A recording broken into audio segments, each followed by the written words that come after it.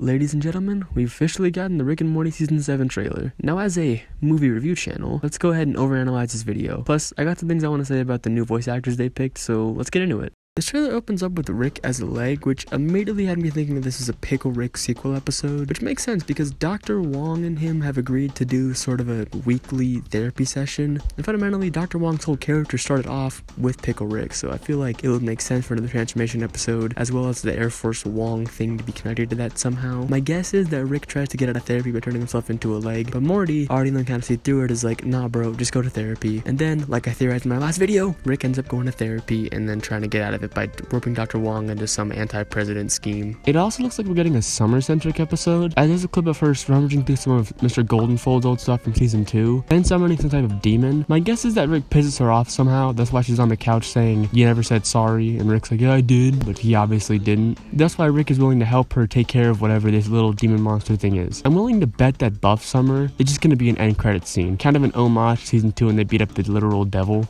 And finally, what I'm most excited for, Morty taking on the alien mafia. Guys, this has to be a Vat of Acid episode sequel. These are literally the exact same type of aliens that we saw in that episode. Okay, maybe not the exact same, maybe I'm being a little racist here. Speciesist? Alienist? I don't know. Point is, they're extremely similar in both like their mannerisms and character design. So my guess is they're coming to take revenge on Morty and Rick for killing that guy with the whole acid vat shooty shoot. Seems like, from what I can tell, we're not going to be the acid vat girl again, but it's still a cool concept. Also, I bet you that this is what That's Amore is. Kind of going with the whole Italian mob thing. Or again, maybe I'm just being racist, I don't know. What's with this season's like significance in relation to Rick's spaghetti? Because a lot of spaghetti in this episode, and I don't know why. It has me intrigued. But all in all, there's just so much to be excited about this season. Like, there's so many returning characters we haven't seen for the last 2 seasons very much. Like Squanchy, Gearhead, the President, I guess, and Gene. You guys were excited to see Gene again.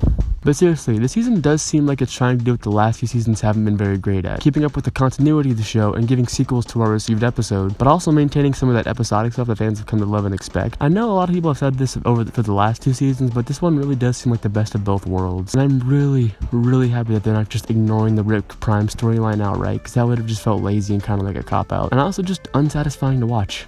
Plus Zen Jerry, I don't know, something about Zen Jerry and Rick Leg just live rent-free in my mind. Also, another little thing, there's definitely going to be a Rick and Jerry centric episode because Jerry just goes and straight up asks Rick for help with a rake problem, which shows a lot of growth for these 2 characters, considering that in season 4 he was literally flying around half naked all around America just to avoid asking Rick to get him out of the sky. But also there's a scene where Rick and Morty are wearing like boxes as clothes and Jerry starts attacking them. So my guess is that Jerry's going to get some kind of interdimensional job interview. It doesn't go well and Rick and Morty have to bail him out of it, and somehow this results in their clothes becoming sentient and attacking them, which sounds kind of cool, I guess. And finally, the voice acting.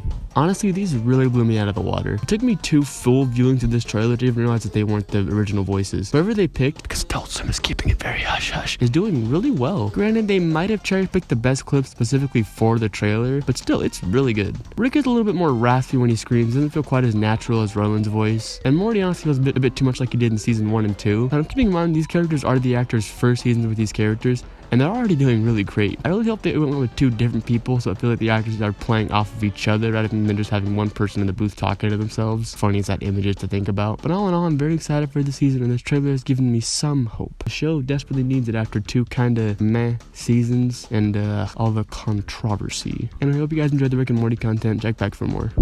Roll end card. I wish I was Justin Roiland. okay. You're the boss.